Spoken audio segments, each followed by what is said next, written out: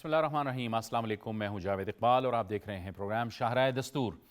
مسئلہ فلسطین کے حوالے سے اہم پیش رفت ہوئی ہے۔ وہ امریکی منصوبہ جو کہ امریکہ کے صدر ڈونلڈ ٹرمپ کی جانب سے پیش کیا گیا تھا اور جسے اکثر و بیشتر پاکستان سمیت جو دیگر اسلامی ممالک ہیں انہوں نے اسے خوشائن قرار دیا تھا، لیکن اس میں اہم پیش رفت یہ ہوئی ہے کہ چونکہ امریکی صدر نے حماس سے کہا تھا کہ وہ فوری طور پر اس حوالے سے رد عمل دے، تو اب حماس کا رد عمل اس پر آ چکا ہے۔ حماس نے بھی امریکی صدر ڈونلڈ ٹرمپ کے اس منصوبے کا خیر مقدم کیا ہے اور بڑی حد تک اس منصوبے کو قبول کر لیا ہے، جس کے بعد یکدم سے مسئلہ فلسطین کے حوالے سے بہت سی امیدیں پیدا ہو گئی ہیں۔ پاکستان کی وزارت خارجہ نے بھی حماس کے اس رد عمل کو خوشائن قرار دیا ہے۔ وزیر اعظم شہباز شریف نے بھی سوشل میڈیا پر اپنے پیغام میں اسے خوشائن قرار دیا ہے اور اس کے ساتھ ساتھ وزیر اعظم کا کہنا ہے کہ غزہ میں امن کے لیے، فلسطین میں امن کے لیے حماس کا جو رد عمل ہے وہ مناسب ہے اور پاکستان ہمیشہ سے فلسطینیوں کی حمایت جاری رکھے گا۔ یقینی طور پر ایک بہت بڑی امید پیدا ہو گئی ہے کہ ایک عرصے سے اسرائیل کی جانب سے فلسطین کی نسل کشی کی جا رہی تھی، فلسطینیوں کی نسل کشی کی جا رہی تھی، اب امن کے مواقع ملے ہیں، لہٰذا ان امن کے مواقعوں سے پورا فائدہ اٹھانا چاہیے۔ پہلی فرصت میں جنگ بندی ہے اور اسی سلسلے میں امریکی صدر ڈونلڈ ٹرمپ نے اسرائیل کو فوری طور پر حملے روکنے کا ان سے مطالبہ کیا ہے اور جلد اس پر ظاہر ہے کہ جو اسرائیلی افواج ہیں ان میں بات چیت بھی جاری ہے کہ کس طرح سے یہ ممکن بنایا جائے اور اس پر عمل درآمد کو یقینی بنایا جائے۔ پوری دنیا ظاہر ہے اب یہی بات کر رہی ہے کہ ہر صورت میں فلسطین میں امن کا قیام ہونا چاہیے اور اسرائیل کی جو بربریت ہے، اس کا جو ظلم ہے وہ ختم ہونا چاہیے۔ تو ایک تو اپنے پروگرام میں ہم اس حوالے سے بھی بات کریں گے، دوسری جانب اچانک سے ہم نے ایک بار پھر دیکھا ہے کہ بھارت کی جانب سے گیدڑ بھپکیوں کا دوبارہ سے آغاز ہو گیا ہے۔ اب سے ایک روز قبل پہلے تو بھارتی ایئر چیف نے ایک بیان دیا اور مضحکہ خیز بیان ہے بھارتی ایئر چیف کا، اور وہ کہتے ہیں کہ ہم نے 10 سے 12 جہاز پاکستان کے تباہ کیے ہیں، جس میں 4 سے 5 جیٹ جہاز بھی ہیں۔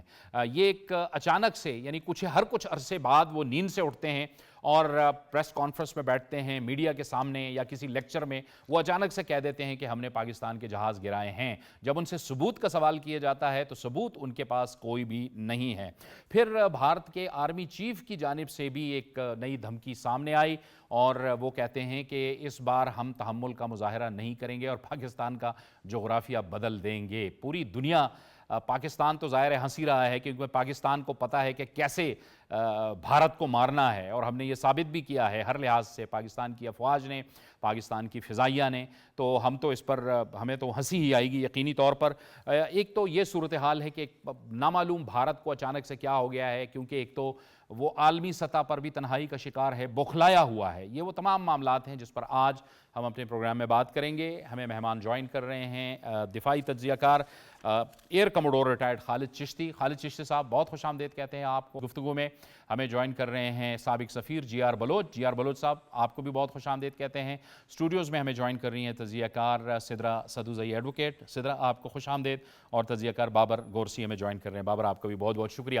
ایئر کموڈور صاحب، خالد چشتی صاحب آپ کی جانب آئیں گے۔ یہ اچانک کیا بھارت کو نظر آ گیا ہے کہ وہ دوبارہ سے دھمکیوں پہ اتر آیا ہے؟ کیا آپ کو لگتا ہے؟ بہت شکریہ جاوید صاحب، آپ نے بڑا کچھ صحیح اور فوکسڈ انٹروڈکشن میں کور کر دیا ریگارڈنگ انڈین جو آرمی چیف اور ایئر چیف کے بارے میں کہا۔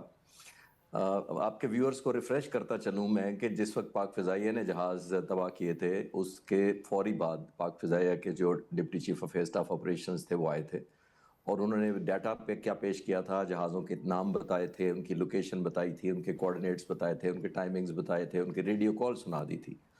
یہ ہوتے ہیں ثبوت، اور یہ فوری بات ہوا۔ ان کے چند دن بعد ان کے chief of defence staff Anil Chauhan صاحب نے ایک انٹرویو دیا سنگاپور میں، سب کو یاد ہوگا، زبانی یاد ہو گیا ہمیں، جس میں ان سے پوچھا گیا تھا کہ آپ کے جہاز مارے گئے ہیں، تو انہوں نے کہا جہاز کا لاس جو ہوتا ہے وہ کوئی اتنی بات نہیں ہوتی، امپورٹنٹ کیا ہوتا ہے کہ اس نقصان سے ہم نے سیکھا کیا۔ میں حیران تھا کہ ایک ایئر فورس ہے جو 1000 سے 1100 کے قریب اس کے پاس جہاز ہیں، پاکستان سے تقریباً 3 گنا بڑی ایئر فورس ہے، اتنا زیادہ بجٹ ہے، اور وہ پاکستان کی فضائیہ جیسی ایئر فورس کے ساتھ ٹیکٹکس امپروو کرنے کے لیے جنگ لڑ رہے ہیں۔ پہلی بات تو یہ دین میں رکھیں۔ امپروو کیسے کر رہے ہیں کہ دیکھیے انہوں نے خود کہا کہ ہم نے ریلائز کیا ہمارے ٹیکٹکس فالٹی تھے, اس کا مطلب اس میں امپروومنٹ کی گنجائش تھی. یہ وہ ایئر فورس ہے جو پاکستان ایئر فورس کی میں بات کر رہا ہوں. 80 کی دہائی میں آپ نے دیکھا تھا کہ سوویت یونین نے 10 سال کا تقریباً قبضہ رکھا, پھر ہمارے پاس آپ نے دیکھا ٹیررزم شروع ہو گیا, کاؤنٹر ٹیررزم شروع ہو گیا, ہندوستان نے درمیان میں مس ایڈوینچر کرنے کی کوشش کی. ہماری جو ایئر فورس ہے, جب سے میں نے جوائن کیا یا جب سے ہم نے ایئر فورس میں آ کر ایز اے فائٹر پائلٹ ہوش سنبھالا, ہم یا فلیسٹ الرٹ پر رہے ہیں یا ہائی الرٹ پر رہے ہیں یا وار سٹیٹس پر رہے ہیں. ہمارا کوئی سٹیٹس کول ڈاؤن یا سلو ڈاؤن والا دیکھا ہی نہیں ہم نے. اس ایئر فورس کے ساتھ آپ مقابلہ کرنا چاہتے ہیں اور ٹیکٹکس امپروو کرنا چاہتے ہیں. ٹیکٹکس امپروو میں ان کی شان میں عرض کرنا چاہتا ہوں اور ہندوستانی دوستوں کو بھی کہنا چاہتا ہوں کہ وار ٹائم میں نہیں ہوتے ٹیکٹکس امپروو, اور پاکستان ایئر فورس جیسی ایئر فورس کے ساتھ تو بالکل نہیں ہوتے.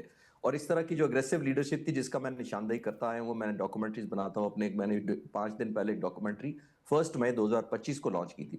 اور اس میں نے, کیونکہ میں پاک فضائیہ کی صلاحیتوں سے واقف تھا, میں وزٹ کر کے آیا تھا, انہی جیٹ اینڈ سی کے پائلٹ سے کے ساتھ پورا دن گزار کر آیا تھا, تو میں نے اس میں کوشچن کیا تھا کہ اس ایئر فورس کے ساتھ نہ انگیج کریں. یہ آپ کو بہت بڑا سرپرائز دے گی, اور یہ لیڈرشپ جو آپ کو ظاہراً سوبر نظر آ رہی ہے بہت بولڈ ہوگی. الحمدللہ ہم نے وہی توقعات پر پورے اترے. Coming back to this point, imagine کریں اتنی بڑی ایئر فورس ہے, لاسٹ پوائنٹ میں کہنا چاہوں گا, اتنی بڑی ایئر فورس ہے, ان کو اتنا ہی گریسفل ہونا چاہیے. بڑی ایئر فورس اور ہونا ہوتا ہے جب آپ کو 93 ڈیز کے بعد, آپ نے دیکھا ہوگا اے پی سنگھ جو ان کے ایئر فورس کے چیف ہیں, ہمارے 2 سٹار جو ہے ایئر وائس مارشل, انہوں نے کتنی فوکس بریفنگ دی تھی, ان کے 4 سٹار کیسی بریفنگ دے رہے ہیں دنیا خود دیکھ رہی ہے.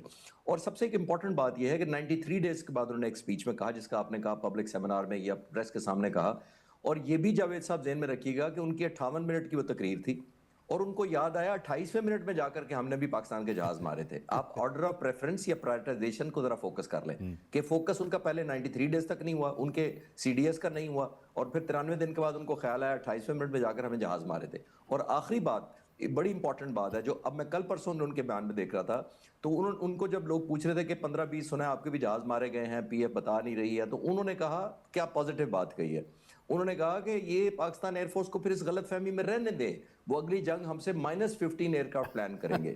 مطلب اس پر میں کیا کہہ سکتا ہوں. تو اب مجھے تھوڑا سا ہنسی آتی ہے. بڑی پروفیشنل ایئر فورس ہے, ان کے ایئر چیف کی بھی میں بڑی رسپیکٹ کرتا ہوں, پروفیشنل ایئر چیف ہیں, لیکن ان کو اپنی کریڈیبلٹی اور گریس کا بھی دھیان رکھنا چاہیے اپنے سائز کے ساتھ ساتھ. بالکل, آپ نے تو بڑی زبردست بات کہی کہ گریس کا خیال رکھنا چاہیے. جی آر بلوچ صاحب, یہ جو بھارت جو کچھ کر رہا ہے, کیا اس کی یہ وجہ تو نہیں ہے کہ عالمی سطح پہ وہ اس قدر تنہا ہو گیا ہے, سفارتی سطح پہ وہ تنہا ہو گیا ہے, وہ اب ان کی جو افواج کے سربراہ ہیں ان کی ڈیوٹی لگا دی گئی ہے کہ آپ ہمیں ریلیونٹ کریں, اب آپ نے ہمیں ریلیونٹ کرنا ہے کیونکہ آپ ہی نے ہمیں مروایا ہے. بہت آپ نے جو لفظ ریلیونٹ استعمال کیا, میں اس کے اوپر ذکر کروں گا کہ میرا ایک آرٹیکل 2 ہفتے پہلے کہ now India in search of relevance, تو کوئی شک نہیں اس کے اندر کہ India after losing its credibility as a reliable partner for the U S, for Russia and for the rest of the world, اور اس کے ریزنس ہے, یہ صرف ہم پروپیگنڈا نہیں کر رہے, یو ایس کے ساتھ اس لیے کہ they were trying to ride on both the boats, کہ دونوں کشتیوں میں سواری کرنی ہے, اور رشیا سے سستا تیل بھی لینا ہے, وہی دوبارہ بیچنا بھی ہے یورپ کے اندر, پیسے بھی بنانے, یا جس کو اگر مال کہا جائے مال بنانا ہے, جس کو وہ مال بنانے والے زیادہ سمجھتے ہیں جنہوں نے اس کو پہچانا ہے. ایکچولی سچی بات یہ ہے کہ آج انڈیا کی پہچان ہو گئی ہے کہ یہ وہ ہے جو اصل ہے, جس کو ہم پاکستانی کہتے ہیں بنیا مینٹالٹی, کہ جہاں 2 پیسے کا فائدہ اس طرف گرنا, نہ کوئی اصول ہے, نہ کوئی قانون ہے, نہ کوئی مورالٹی ہے. تو میں سمجھتا ہوں کہ اس وقت انڈیا اپنی تمام 60 مختلف فورمز پہ کھو چکا ہے, اور اس کی تنہائی بڑی واضح تھی. نارملی جو ابھی اس کی انڈیکیشن یونائٹڈ نیشنز کا جو 79th جو ہوا ہے اجلاس نیو یارک پہ, اٹ از نیور کہ یہ کبھی نہیں گیا. I think since his 3rd term ہو رہا ہے, لیکن یہ ہر دفعہ پرائم منسٹر جاتا ہے.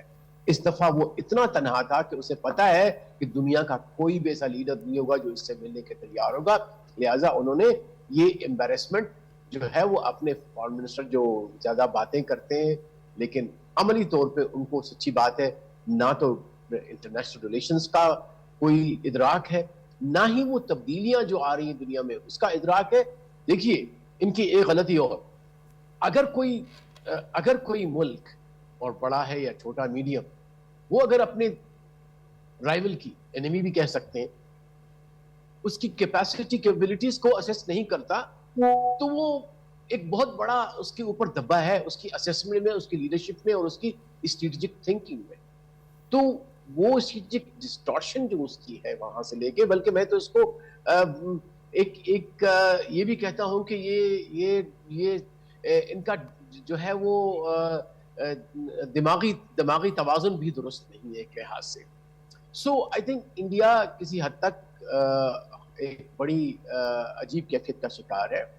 और जहां तक इनके एयर चीफ, आर्मी चीफ के स्टेटमेंट का ताल्लुक है, मैं समझता हूं कि वहां उनकी आर्मी और फोर्स का कॉन्फिडेंस शेक हो चुका है। तो उनको ये टास्क दिया गया कि first reassure the soldiers and reassure the nation, क्योंकि नेशन भी इनकी अब खो चुकी है पूरे का पूरा एतमाद। और उनकी इस चीज को कहा जा सकता है कि वो हमें नजर आई इवन क्रिकेट के मैदान में, जहां ऐसा बिहेवियर आपके अपने राइवल से, दुश्मन से हो, जो कि स्पोर्ट्स में न छुपा है, that shows there state of mind. मेरे नजर में वो हमारी हद तक नहीं कि वो उन्होंने अपनी इंफीरियरिटी कॉम्प्लेक्स, अपनी डिफीट, अपनी शकिस्त और अपनी कमतरी दिखाई और अपनी कम ज़र्फी दिखाई। तो अनफॉर्चुनेटली अगर कोई कौम, चाहे वो हमारी लीवर हो, that is a very unfortunate thing, अगर कम ज़र्फी, कम जहनी और अपनी दिखाए अपने पूरे इंटर स्टेट रिलेशंस में, तो उसके कॉन्सिक्वेंसेस डेफिनेटली उनकी जो स्टेटस है उसमें जाहिर है वो चीज नहीं रहती और वो दुनिया में तन्हा हो जाते हैं। और मैं समझता हूँ इंडिया की तन्हाई साउथ एशिया से शुरू होती है और अब अटलांटिक और यूरोप और अमेरिका तक पहुंच चुकी है। बिल्कुल ठीक। सिद्रा, फ्रस्ट्रेशन की वजह आपको ये भी दिखाई देती है कि लद्दाख में जो कुछ हो रहा है भारतीय फ़ौज के साथ, वहाँ अपराइजिंग हो रही है। मकबूजा कश्मीर में तो अरसे से, दहाइयों से ये सिलसिला चला आ रहा है, एक नई अपराइजिंग है, वहाँ लाखों की तादाद पे फ़ौज है लेकिन लोग मानने को तैयार नहीं है। देखिए, कश्मीर में तो हर 10 कश्मीरियों के ऊपर एक फ़ौजी बैठा हुआ है, और कश्मीर को तो आप कहते हैं कि ये एक ओपन एयर जेल है, जो कि जहाँ पे ना आपके पास मवासलात का सिस्टम है। अभी हमने पिछले दिनों देखा था कि लोगों के वो उगाए हुए फल और सब्जियां जो है वो पैरिशेबल आइटम्स वो बर्बाद हो गए, उनकी इकॉनमी को एक बड़ा धचका लगा। फिर जो इन्होंने सारा डोमिसाइल चेंज किया, वो एक बहुत बड़ा जो है वो इंडिया के मुंह पे एक एथिकल तमाचा है। फ्रस्ट्रेशन के इसके अलावा भी कुछ वजूहात हैं। BH1 वीज़ा, उनके फार्मास्यूटिकल्स के ऊपर 100% टैरिफ, उनकी बाकी मसनूआत के ऊपर 100% टैरिफ, और बार बार हर प्लेटफॉर्म पे खड़े होकर ये कहना कि मोदी का इनकार ही होना है इस बात से कि डोनाल्ड ट्रंप का जंग रुकवाने में कोई हाथ नहीं है। आपने जैसे सर ने बात की थी कि इन लोगों को तकरीबन 900 दिन के बाद ये बात याद आ रही है। इन्होंने अपने सैकड़ों लोगों पे मुश्तमिल वफूद भेजे थे जंग के फ़ौरन बाद मुख्तलिफ ममालिक में, और वहाँ पे उनके पास बताने के लिए एक जहाज़ के बारे में भी तफसीलात नहीं थी। फिर असेंबली के फ्लोर पे खड़े होकर जब मोदी से ये सवाल किया गया था कि आपने पाकिस्तान के कितने जहाज़ मारे, तो वहाँ पे भी इनके पास सिर्फ और सिर्फ खामोशी थी। जो मुक्का आपको जंग के बाद याद आया है ना, वो आप बार बार अपने मुँह पे मारें, क्योंकि झूठ के कोई पाँव नहीं है। तो हम लोगों ने इनके जितने जहाज़ मार गिराए थे, उन सारे जहाज़ों के टेल नंबर भी शाया हो चुके हैं। तो क्या इस पूरे दौरानिए में इनके पास इतनी अखलाकी ज़रूरत नहीं थी कि ये सबूत हमें फ़राहम कर सकते? AP सिंह साहब जो है वो कुछ अर्से पहले भी खड़े होकर ये एक हवाई छोड़ चुके थे, और अभी भी जिस तरीके से इन लोगों की तरफ से इन गीदड़ भपकियों का आना कि हम ये करेंगे, हम वो कर लेंगे, तो बात सिर्फ इतनी सी है जावेद साहब कि ना सिर्फ सफारती महाज पे ये लोग बिल्कुल तनहा हो चुके हैं। मैं थोड़ा माजरत के साथ एक सख्त जुमला कहूँगी कि कोई भी मुल्क अभी इनके ऊपर किसी किस्म के रिलायंस नहीं दिखा रहा किसी भी लिहाज से। और आप उस हुकूमत का या उस फ़ौज का अंदाज़ा लगाएं कि जिसके अपने ही बाशिंदे उनके ऊपर एतबार करने के लिए तैयार नहीं है, और उसकी वजूहात ना सिर्फ उनकी बुज़दिली है बल्कि उनका झूठ भी है। बिल्कुल ठीक है। बाबर, पूरी दुनिया को पता चल गया है, वो कहते हैं, उनके अपने तज्ज़ियाकार कह रहे हैं कि पूरी दुनिया को पता है कि हमारे साथ पाकिस्तान ने क्या किया। अगर नहीं है पता तो वो सिर्फ भारत की आवाम को नहीं पता। دیکھیے اب بھارت کی عوام کو بھی پتہ ہے، ان کی لیڈرشپ کو بھی پتہ ہے، ملٹری لیڈرشپ کو بھی پتہ ہے، لیکن چونکہ اب شکست کھا چکے ہیں، اور اس کی بنیادی وجہ ہے کہ جب بندہ شکست کھا لیتا ہے، وہ انڈیویجول ہو یا اسٹیٹس ہوں یا ادارے ہوں، تو اس کے بعد وہ کوئی نہ کوئی ایسا کام کرتا ہے کہ اس کو ریورس کرنے کی کوشش کرتا ہے، لیکن اب ٹائم اتنا گزر چکا ہے کہ ریورس ہونے کے بھی چانسز کوئی نہیں ہے۔ اور دوسری بات یہ ہے کہ دنیا نے دیکھ لیا ہے کہ ان کے ساتھ جو ہوا ہے اس کو ایک انٹرنیشنل میڈیا نے تو نہیں، پوری دنیا کا جو میڈیا تھا، جہاں سے راکٹ، جس طرح انہوں نے کہا ہے کہ ایمبیسڈر صاحب نے کہا ہے کہ ساؤتھ ایشیا سے اٹلانٹک اوشن تک اور جتنے بھی دنیا ہے سب کو پتہ چل گیا ہے۔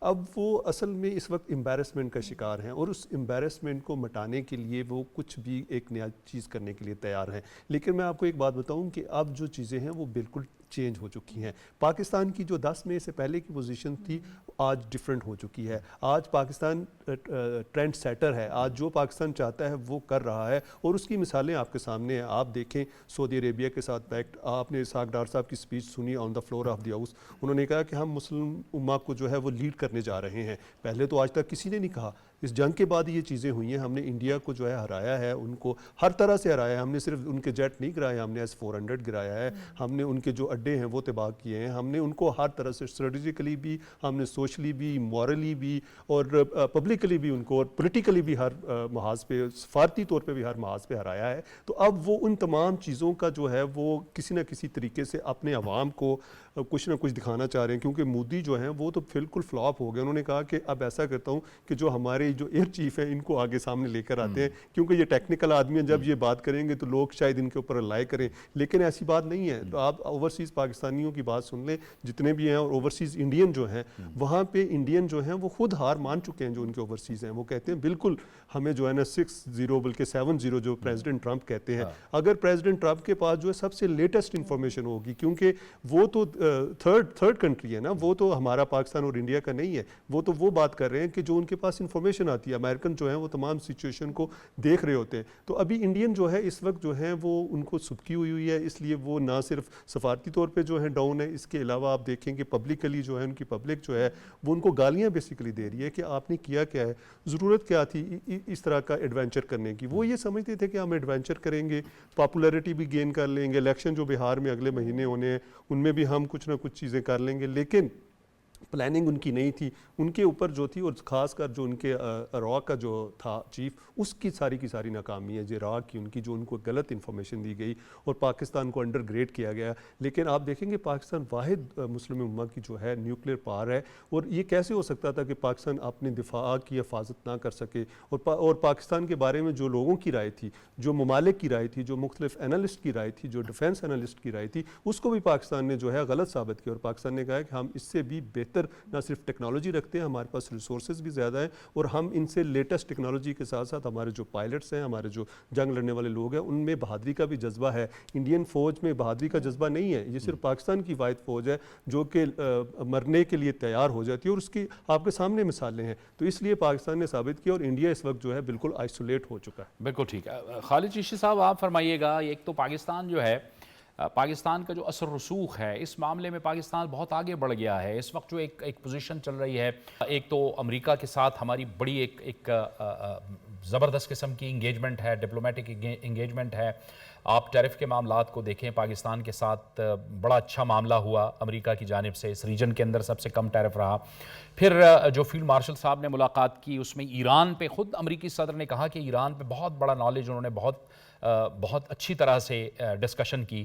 پھر افغانستان کے معاملات، پھر اس وقت فلسطین کے اندر فلسطین کا جو معاملہ ہے، اس حوالے سے جو پیش رفت ہو رہی ہے، پاکستان کی ایک بڑی پوزیشن بنی ہے، پاکستان انگیج کر رہا ہے اسلامی ممالک کے ساتھ بھی، سعودی عرب کے ساتھ ہمارا دفاعی معاہدہ ہوا، پھر امریکہ کے ساتھ، ویسٹ کے ساتھ۔ یہ بھی ایک بہت بڑی پریشانی کا باعث ہے بھارت کے لیے۔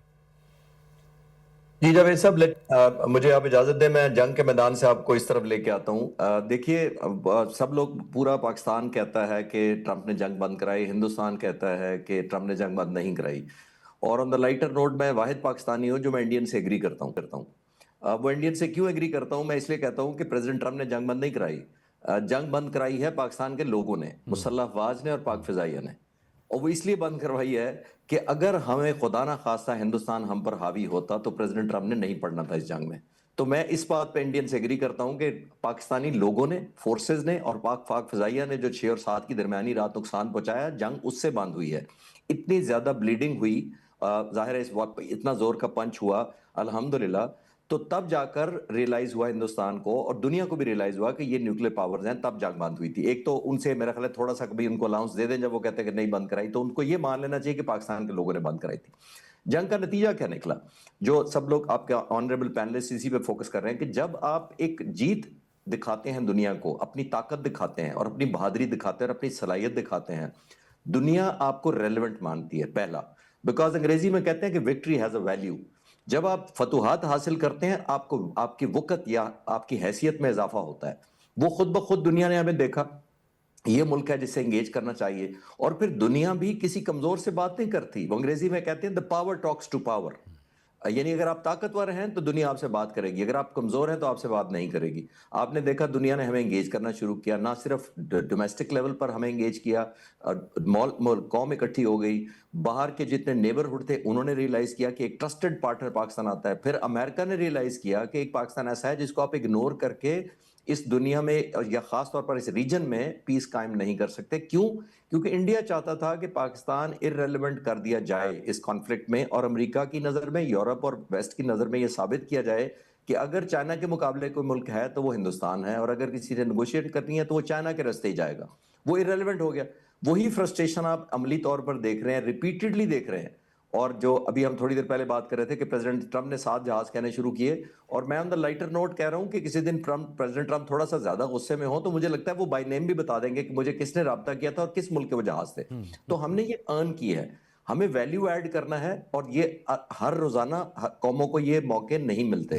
ہم نے اس میں ویلیو ایڈ کرنا ہے، یونٹی رکھنی ہے، دنیا کو انگیج کرنا ہے اور ثابت کرنا ہے کہ ہم بہت سارے ملکوں کے سینس آف بلانگنگ اور سینس آف پارٹیسپیشن دے سکتے ہیں. پاکستان اور سعودی عرب کا جو ایگریمنٹ ہوا ہے وہ یہی ہے. سعودی آخری پوائنٹ اس پہ یہ ہے کہ سعودی عرب کے پاس بہت سارے جہاز ہیں، قطر کے پاس بھی بہت زبردست جہاز ہیں، سب مرینز ہیں، شپس ہیں، آرمی ہے. ان کے پاس آلموسٹ 140 بلین کی انہوں نے ڈیل کی تھی ابھی امریکہ کے ساتھ. ان کے پاس ہر چیز تھی. پاکستان نے کیا دیا ان کو؟ پاکستان نے ایک چیز دی جو امریکہ نے نہیں دی، وہ تھا یقین اور اعتماد اور ٹرسٹ وردینس. یہ چاہیے تھا ان کو. پاکستان نے یہ ثابت کیا کہ ہم لڑیں گے جب اپنے لیے بھی لڑیں گے، اور اگر کسی ملک کے ساتھ کمٹمنٹ دیں گے تو beyond any means and obviously beyond borders کریں گے. تو یہ ریلیونٹ ارن کی ہے، جو قوم کو مبارکباد ہو، اور اس مسلح افواج کو اوورال اور پاک فضائیہ کی لیڈرشپ اور ان کے تمام پرسنل کو سب ہو جنہوں نے اللہ کے فضل کے بعد ہمیں یہ عطا کروائی ہے. بالکل صحیح، بالکل صحیح. اور جی آر بلوچ صاحب، یہی جو ڈیٹرنس ایک کریٹ ہوئی ہے اس ریجن کے اندر، اس نے بھی ایک قسم کی ایک بنیاد فراہم کی ہے مسئلہ فلسطین کے حوالے سے، کیونکہ اس وقت بڑی اہم ڈیولپمنٹس وہاں پر ہو رہی ہیں. حماس کی جانب سے اس کا ریاکشن آ گیا ہے، پھر فلسطینی اتھارٹی نے تو پہلے ہی کہہ دیا تھا معاملات بہتری کی جانب جا رہے ہیں. ایک بڑی مضبوط ریلیونس ہے پاکستان کی سارے معاملات میں، اور پاکستان کی ایک کمٹمنٹ ہے اس مسئلے کے ساتھ بھی. فلسطینیوں کے حقوق کے حوالے سے پاکستان کی ایک تاریخی لحاظ سے ایک ہماری پوزیشن ہے، اور اسی سے ہم انسپریشن لیتے رہتے ہیں. اور اس وقت کے حساب سے اگر بات کی جائے تو ایک نیا بیلنس آف پاور ایمرج ہوا ہے ساؤتھ ویسٹ ایشیا میں اور ساؤتھ ایشیا کے اندر. اور چونکہ یہ دونوں پراکسیمیٹی میں ہے دونوں ریجنز، تو اس کا بڑا اثر ہوتا ہے. پاکستان الحمدللہ has emerged as a stabilizer and as a balancer power and definitely a middle global power. اور اس کا نہ صرف کہ ریچ ساؤتھ ایشیا تک، لیکن ساؤتھ ویسٹ ایشیا تک بھی جاتی ہے. اور اس کا ادراک مودی کے اس دوست کو ہو گیا جو وہاں پہ ایک اپنی ہیجمنی کرنا چاہتا تھا ساؤتھ ویسٹ، دیٹ از نتن-یاہو، اور یہ یہاں پہ اپنے آپ کو ایز اے ریجنل ہیجمن اسٹیبلش کرنا چاہتا تھا. تو میں سمجھتا ہوں کہ یہ گیم ان دونوں کی جو ہے اپ ہو گئی الحمدللہ، اور اس میں کوئی شک نہیں کہ پاکستان کا جو کنونشنل اینڈ نیوکلیئر ڈیٹرنس ہے، it has played a role. Yes, I think researchers will find out after this, both the chapters are written in the history books. It will be proven that it was Pakistan's deterrent potential which basically saved South Asia from a big conflagration. And same way a regional हो सकती थी और मजीद जंग middle east के अंदर, waste Asia में, उससे भी बचत हुई, क्योंकि कतर के बाद इजराइल ने कहा था कि हम छोड़ेंगे नहीं जहां भी अभी होंगे आप लोग। इसका मतलब है उसने टारगेट किए हुए थे, बल्कि कुछ तो ऐसी अनकन्फर्म रिपोर्ट्स थी कि वो थ्रेट कर रहा है सऊदी अरब को भी, आपके काबा को भी, बैतुल मुक़द्दस को भी। तो मैं समझता हूं कि जब, और फौरन ही जब पाकिस्तान और सऊदी अरब का ये जो है वो स्ट्रेटेजिक म्यूचुअल डिफेंस एग्रीमेंट हुआ है साइन, एक मुकम्मल तौर पे चेंज देखा होगा आपने इजराइल के स्टैंस में और उसके नेतन्याहू की स्टेटमेंट्स के अंदर। तो ये दोनों, मैं कभी पहले इस चीज को कम यकीन करता था कि हनूद और यहूद का कोई अलायंस है, लेकिन इस हमारे साथ जो कुछ उन्होंने संदूर के हवाले से किया और फिर जो नेतन्याहू कर रहा था, यकीनी बात है कि वो जो अलायंस था हनूद और यहूद का, उसको शक्ल फाश हो गई है। और उसमें पाकिस्तान का यहाँ पे वेस्ट जो हमारा मार्का हुआ है उसमें हमारे एक्टिव जो है एयरफोर्स ने हिस्सा लिया, जबकि वहां पे हमारा जो डिटरेंस फोर्स था न्यूक्लियर कैपेबिलिटीज का, that has been used as a deterrent for Israel not to proceed with his aggressive designs against other जो बाकी जो अरब मुल्क थे उनके खिलाफ। तो मैं समझता हूँ पाकिस्तान इस्लामिक उम्मा का कोई शक नहीं कि एक पिलर हो गया है हिफाजत का, पाकिस्तान एक पिलर हो गया है अरब ममालिक की सिक्योरिटी का, और साउथ वेस्ट और साउथ एशिया की सिक्योरिटी का और स्टेबिलिटी का। सो I think I entirely agree that we should build on it. इसके ऊपर हमें मजीद और काम करना चाहिए, अपनी इकोनॉमी को, अपनी कंसोलिडेशन को, अपनी नेशनल स्ट्रेंथ को, नेशनल पावर को, रिसोर्सेज को, इकोनॉमी को, ताकि जो अल्लाह ने हमें स्टेटस दिया है मार्का हक के बाद, उसको ना सिर्फ मेंटेन करे लेकिन मजीद और आगे अपना वक़ार, अपनी अज़मत और इज्जत में इजाफा करें। ठीक है। और सिद्रा, जाहिर है कि इसमें जो एक अहम पेशरफ्त हुई इस मसले में, फ्रांस ने, पुर्तगाल ने, कनाडा ने, इसके साथ साथ ऑस्ट्रेलिया ने, इन ममालिक ने फ़लस्तीन को एज ए स्टेट भी तस्लीम किया। इसने भी एक माहौल को बनाने में बहुत अहम किरदार अदा किया, एक दबाव को क्रिएट करने में। ये सिलसिला तकरीबन अगस्त से चलता आ रहा है, जहाँ पे माल्टा ने, बेल्जियम ने, इन तमाम स्टेट्स ने ये ऐलान कर दिया था कि जंगबंदी को ख़त्म किया जाए और एक डेडलाइन देनी शुरू कर दी थी कि बाय द एंड ऑफ अगस्त हम फ़लस्तीन को एक स्टेट के तौर पे तस्लीम कर लेंगे। अभी आपने देखा जिस तरीके से जनरल असम्बली का इजलास हुआ कि वहाँ पे असम्बली के फ्लोर पे खड़े होकर जौक दर जौक बहुत सारे गैर मुस्लिम ममालिक कंट्री जो थे, उन्होंने फ़लस्तीन को एक रियासत के तौर पे ना सिर्फ तस्लीम किया बल्कि वो तमाम जेनोसाइड जो नेतन्याहू कर रहा है 7 अक्टूबर 2023 से, उसको निशाना बनाया और उसके ख़िलाफ़ आवाज़ उठाई। फिर उसके बाद आप ये देखें कि जब नेतन्याहू की बारी आई तो बहुत सारे कंट्री जो हैं वो वॉकआउट कर गए। तो आप अगर इसको ग्लोबली देखा जाए तो इतना प्रेशर बिल्ड हो चुका था कि फिर उसके ऊपर मज़ीद इसके अंदर जो है वो कतर के ऊपर हमला, एक उसने जलती पे तेल का काम किया है कि वो हमला जो कि सिर्फ इस काविश में था कतर के इनके दरमियान में सेटलमेंट हो जाए, मुज़ाकरात हो जाए। तो बीइंग अ मीडिएटर उसी को निशाना बना देना, ये वाज़ेह है कि आप अमन नहीं चाहते। नेतन्याहू की तरफ से एक वाज़ेह पैगाम था कि हम अपनी हट धर्मी पे और बेशर्मी पे कायम रहेंगे। लेकिन जब नेतन्याहू ने ये देखा कि बहुत सारे ममालिक जो जौक दर जौक फ़लस्तीन को तस्लीम करने पे उतरे हुए हैं, तो ये एक बहुत बड़ा प्रेशर था नेतन्याहू के ऊपर और फ़लस्तीन के अमन की तरफ एक बहुत बड़ा कदम था। बिल्कुल ठीक है बाबर। इस सारी सूरत हाल के दौरान जो अंदरूनी कुछ हमारी ख़ास एक सियासी जमात है, उससे ताल्लुक़ रखने वाले सोशल मीडिया के लोग जिस तरह से प्रोपेगेंडा करते रहे मसले फ़लस्तीन के हवाले से, अक़वाम मुत्तहिदा के विज़िट के हवाले से, उनको भी एक जवाब मिल गया। और साथ में जो कश्मीर की एक मामलात पे अपने मुल्क के अंदर हमारे मामलात चल रहे थे, उस पर जो प्रोपेगेंडा वो कर रहे थे, उनको भी ठीक ठाक जवाब मिल गया। जवेद साहब, आपने बिल्कुल दोनों बातें ठीक कही हैं कि उनको यूएन में भी मिल गया जवाब और रात को भी उनको जवाब मिल गया। देखिए, इख्तलाफात एक घर में भी होते रहते हैं, आप इख्तलाफात करते हैं, उनके जायज़ मुतालबात थे, मान लिए गए और मसला हल हो गया, कोई ऐसी बात नहीं। इस्तेजाज भी होता है, जलसे भी होते हैं, जुलूस भी होते हैं, लेकिन इस वाहिद जमात का एक वतीरा बन चुका है कि जब भी कोई स्टेट पे बात आएगी, इन्होंने हमेशा जो पाकिस्तान के दुश्मन हैं उनके साथ चलना है।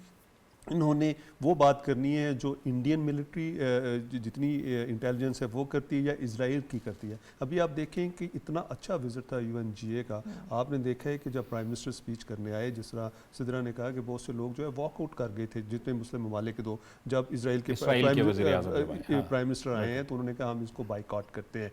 और उसके बाद आपने देखा कि कितने मुदब्बर अंदाज से पाकिस्तान का मसला, कश्मीर का मसला और फ़लस्तीन का मसला जो है प्राइम मिनिस्टर ऑफ पाकिस्तान ने वहाँ पेश किया और दुनिया ने उसको सराहा। और उन्होंने कहा कि पहली दफ़ा कोई प्राइम मिनिस्टर आया जिसने कि दिलेराना तरीके से और बिल्कुल जो वाज़िया था कायद-ए-आज़म के फरमान के मुताबिक जो है वो मसला वहाँ पे पेश किया और अपना आगाज़ भी जो है उन्होंने एक आयत से किया। तो आप ये देखें, उन्होंने मुसलमानों की भी तर्जमानी की, उन्होंने जो दूसरे लोग थे जो दूसरे ममालिक थे जो गैर मुस्लिम थे उनकी भी तर्जमानी की।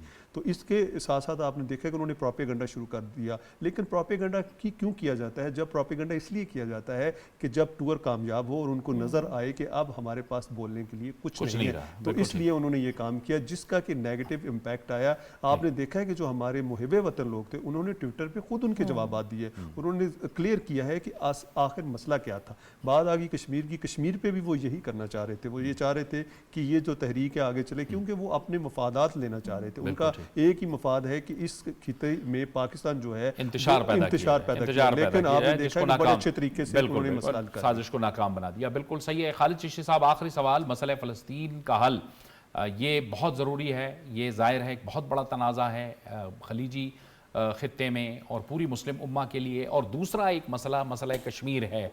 क्या कहिएगा आप कि मसला फ़लस्तीन का हल इंशाअल्लाह यही बुनियादें फराहम करेगा मसले कश्मीर के हल के हवाले से भी, और इसी वजह से एक फ्रस्ट्रेशन ये भी है भारत के लिए? जी जावेद साहब, आपने बिल्कुल ठीक पॉइंट आउट किया कि दुनिया को अब रियलाइज करना चाहिए कि फ़लस्तीन का डेफिनेटली बहुत सीरियस है, क्योंकि वहाँ पे जो अप्रेसर है, जो इजराइल है, वो तो कोई ब्रूटैलिटी का कोई लाइन भी नहीं ड्रा करता, एक बात है। और हिंदुस्तान भी शायद यही करता अगर पाकिस्तान खुदा न खास्ता जवाब देने की सलाहियत ना रखता, क्योंकि हमारी डिटर्मिनेशन और हौसला है तो हमने जवाब दिया।